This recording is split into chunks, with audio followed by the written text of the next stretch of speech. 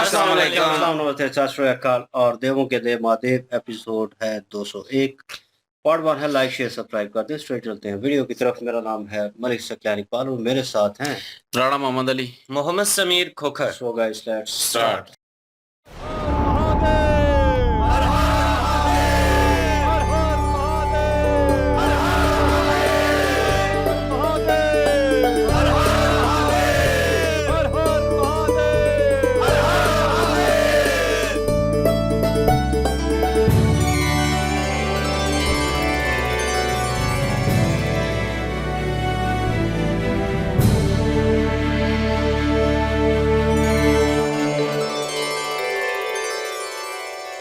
तुम अमांगी होने का अधिकार खो चुकी।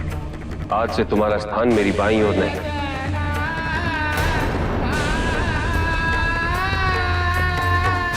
तुम अभी शिव के योग्य नहीं। तुम्हारे भीतर छुपी आदि शक्ति पर तुम्हारी मनुष्यता भारी है दक्षिणी।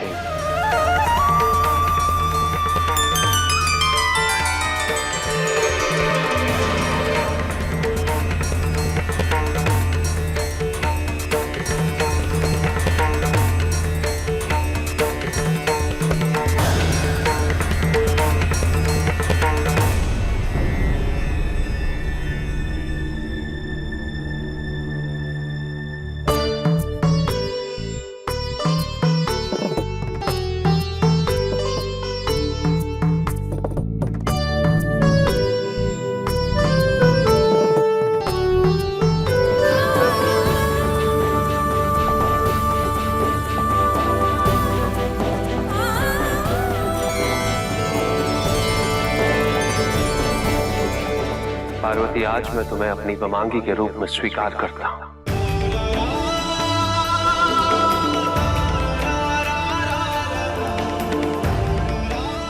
पुनर्जन्म में तुम्हारे जिन अधिकारों पर मैंने प्रतिबंध लगाया था, आज मैं तुम्हें पुनः लौटाता हूं।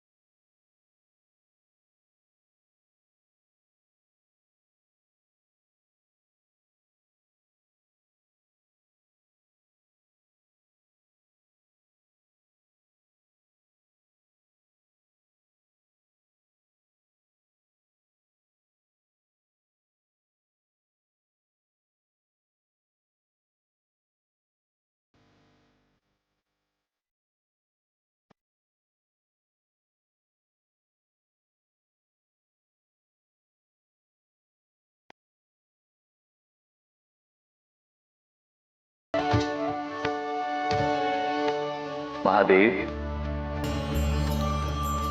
आज से आपने सृष्टि के दायित्व को पूर्ण रूप से स्वीकार कर सृष्टि का कल्याण किया है। अब असुरों की सर्वपरिता समाप्त होगी और विश्व में धर्म की पुनः स्थापना होगी। आदि शक्ति ने समय के प्रारंभ में स्वयं के 3 प्रभाग किए थे। आज तक सृष्टि में ज्ञान, संपत्ति, इनको लक्ष्मी और सरस्वती का आश्रय था, किंतु शक्ति को किसी एक का भी आश्रय नहीं था। इसीलिए असुर, दैत्य, यक्ष, मानव, नाग, पशु सभी अपनी शक्तियों का दुरुपयोग करते रहे। अब आपके और देवी पार्वती के एक हो जाने से शक्ति को भी आश्रय मिलेगा।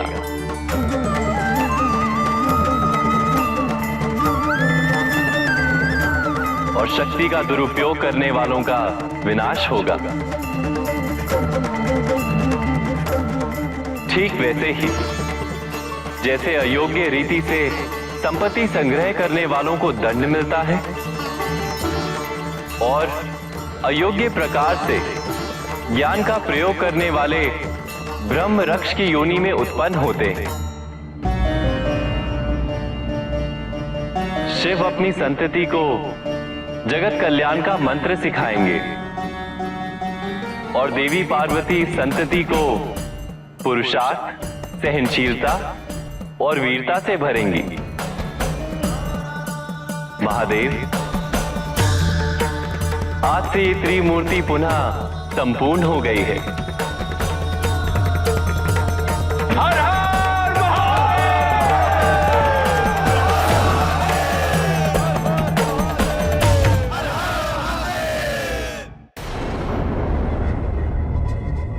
आपने हमें आश्वस्त किया था कि आप सभी देवताओं का हनन कर देंगे, किंतु सारे के सारे देवतागण ऋषि दधीचि के आश्रम से पलायन कर चुके और आपके ये दो महारथ धूम्रलोचन और रक्तबीज ये भी अपने दिए हुए कार्यों को करने में असमर्थ रहे।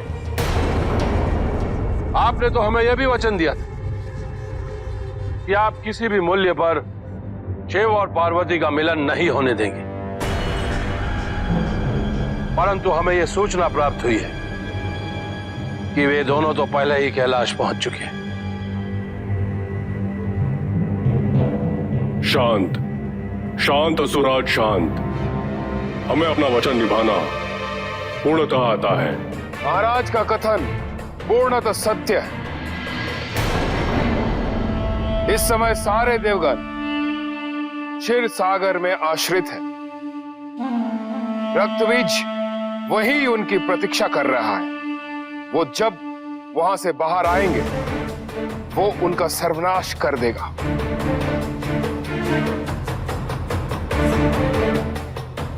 किंतु शिव और पार्वती के मिलन को कौन अवरुद्ध करेगा?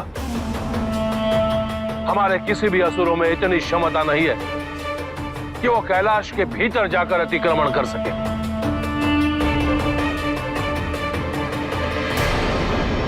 और यदि शिव और पार्वती के मिलन के फलस्वरूप उनका कोई पुत्र अवतरित हो गया तो हमारी मृत्यु तो सुनिश्चित है। आप निश्चिंत रहिए असुरराज, हमारे पास सभी समस्याओं का समाधान है। हम शिव और पार्वती को विभाजित करेंगे और जहां विभाजन होता है वहां मिलन कैसे संभव होगा? शिव और पार्वती का विभाजन यह कैसे संभव है? शिव और पार्वती तो प्रेम और विश्वास की पराकाष्ठा है। ये तो लेखा सिद्ध करेगी। लेखा? हाँ असुरराज, यक्षिणी लेखा।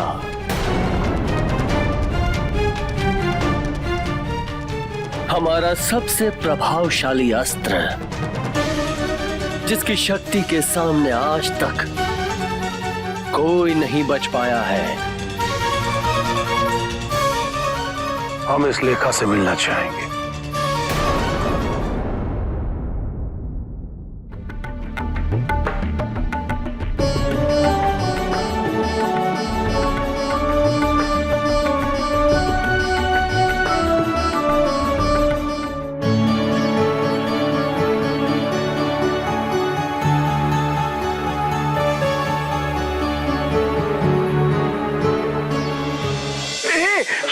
सुनो, आज के पश्चात हमारी भोजन संबंधी समस्त समस्याओं का अंत हो जाएगा। सर्वथा सत्य है कि माता अन्नपूर्णा हमारे लिए खीर बना रही है।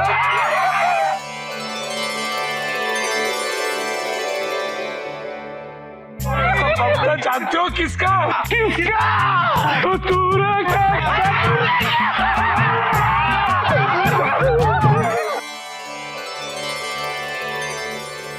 माता, आपने हमारे जीवन का कायाकल्प कर दिया है। आपके उपस्थिति से शीघ्र ही कैलाश पूर्णतः व्यवस्थित एवं संपन्न हो जाएगा।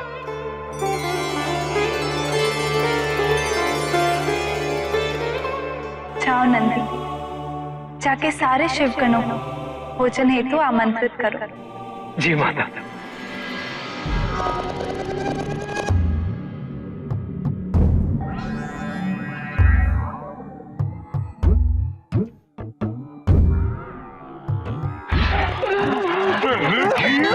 मैं खाऊंगा। रुको, तुम्हें यह अधिकार किसने दिया कि तुम इस खीर का स्वाद हमसे पहले करो? तुम्हें किसने अधिकार दिया कि मैं वहां ले जाऊं? हम यहाँ सर्वप्रथम उपस्थित हुए थे, इसलिए हमारा प्रथम अधिकार है। अरे इसके बाद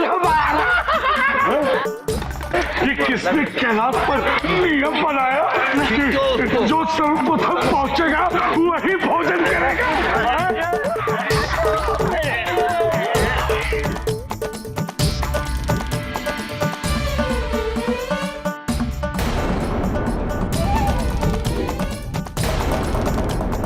चुप हो जाओ।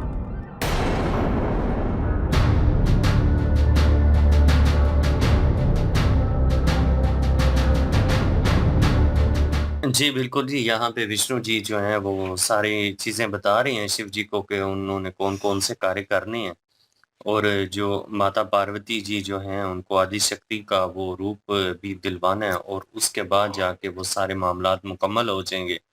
और यहाँ पे जो भी अपनी शक्तियों का उनकी इजाजत के बगैर प्रयोग करेगा वो पूरी तरह से उसको दंड मिलेगा, और उसकी जो शक्तियां वो भी उससे ले ली जाएंगी।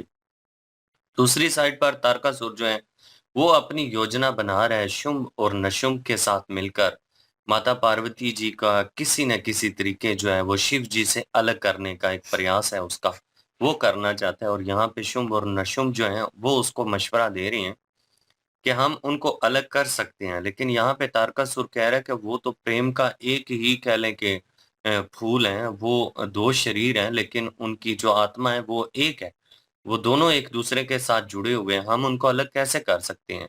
यहाँ पे शुंभ और निशुंभ जो हैं उन्होंने कहा जी कि उनके पास एक अस्त्र है, वो है लेखा का अस्त्र, और वो उनका सबसे शक्तिशाली अस्त्र है, उसी का वो प्रयोग करने वाले हैं। और वो कह रहे हैं कि उसके जरिए माता पार्वती जी को शिव जी से अलग किया जा सकता है। और दूसरी साइड पर तारकासुर ने ये भी कह दिया कि मैं उनसे मिलना चाहता हूँ।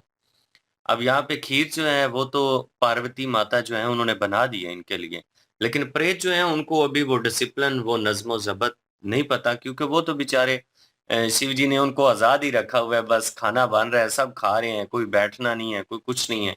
यहाँ पे ये भी चीजें उनको सिखाई जाएगी माता पार्वती जी की तरफ से कि आपने जो खाना है वो आप लोगों के लिए ही बना है, आराम से बैठिए और आराम से खाइए। अभी तक तो वो आपस में लड़ झगड़ रही हैं। बिल्कुल जी, और वेलकम भी हुआ है, और अभी जो है उन्होंने अधिकार जो वापस लिए थे शिव जी ने सती जी से, तो वो उनको जो है वो इस जन्म में माता पार्वती जी को जो है वो वापस कर दिए हैं अधिकार, और उनको जो है वो अपने अपना बाईं जानब जो है बिठाया है। और तो अभी जो है वही अधिकार जो है वो वापस कर दिए गए हैं उनके। और विष्णु जी भी जो हैं वो भी समझा रहे हैं कि अब जो है वो धर्म की जो है पुनः स्थापना होगी आपके मिलन से। पहले तो थी देवी जो लक्ष्मी है उनकी वजह से जो है वो भी पूरी थी, और उसके अलावा ज्ञान की देवी थी वो भी ठीक था, लेकिन अभी जो है देवी शक्ति जो है वो भी पूरी तरह हो चुकी हैं। तो अभी जो है वो इनके मिलन की वजह से शिव जी के, तो अभी जो नाजायज़ इस्तेमाल करते हैं अपनी शक्तियों का, उनकी जो है उन पे रोक लगाई जाएगी। और वो रोक कौन लगाएगी? देवी शक्ति लगाएँगी, मतलब पार्वती जी लगाएँगी उन पे। जिस तरह जो है असुर जो हैं अपनी शक्तियों का गलत इस्तेमाल कर रहे हैं, तो उनको जो है वो रोका जाएगा, उनको तबाह किया जाएगा, उनको जो है वो जो शक्तियों को गलत इस्तेमाल करते हैं, तारकासुर हो गया, शुम्भ-निशुम्भ हो गए, उसके अलावा ये रक्त बीज है, ये हो गया, इनका खात्मा जो है वो ज़रूरी है, और ये खात्मा जो है वो किया जाएगा। शुम्भ-निशुम्भ का भी जो है वो एक स्त्री के द्वारा जो है खात्मा होना है, और वो माता पार्वती जी की तरफ से ही होना है, और रक्त बीज जो है उसका भी होना है।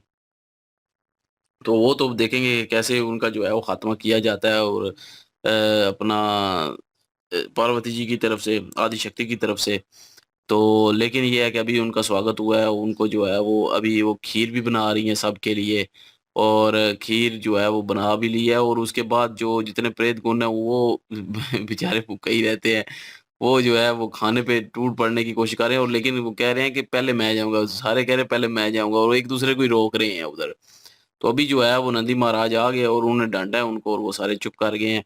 लेकिन वहाँ पे दूसरी साइड पे जो है वो जो असुर हैं वो उल्टी चालें चलने की कोशिश कर रहे हैं। लेखा जो है वो मेरे ख़्याल में कोई स्त्री जो असुर होगी ना वही होगी शायद। तो उसी का ज़िक्र कर रहे हैं, और वो जो तारकासुर है वो भी मिलना चाहता है, क्योंकि अस्तर का उनका उन्होंने ज़िक्र किया है कि अस्तर है वो।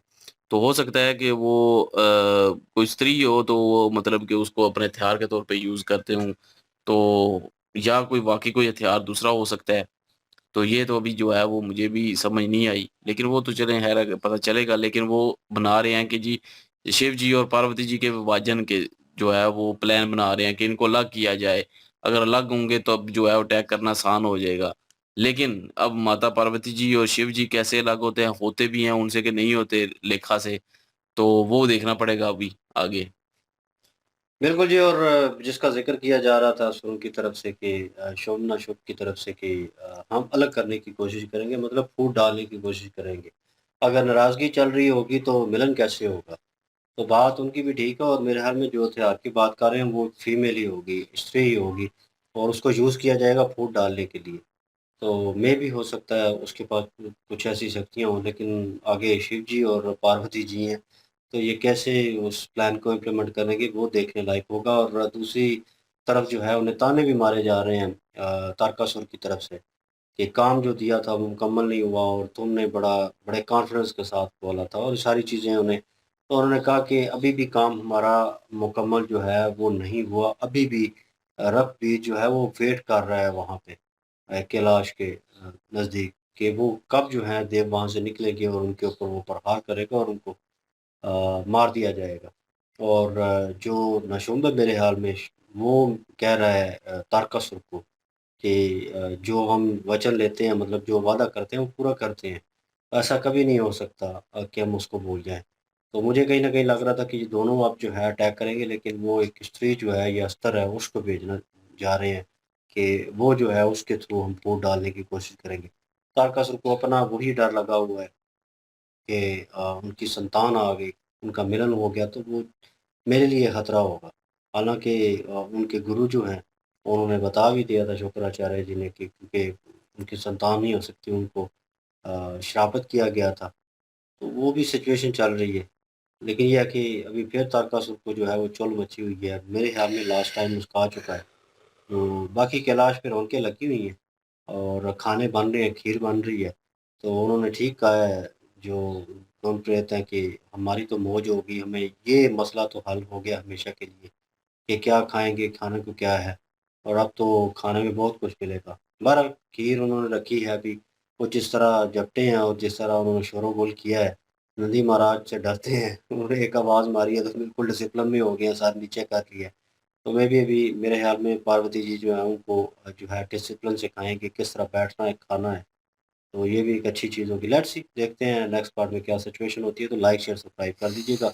इंशाल्लाह मिलते हैं नेक्स्ट वीडियो में। अपना ख्याल रखिएगा, दुआ में याद रखिएगा। तब तक के लिए अल्लाह हाफ़िज़, पीस।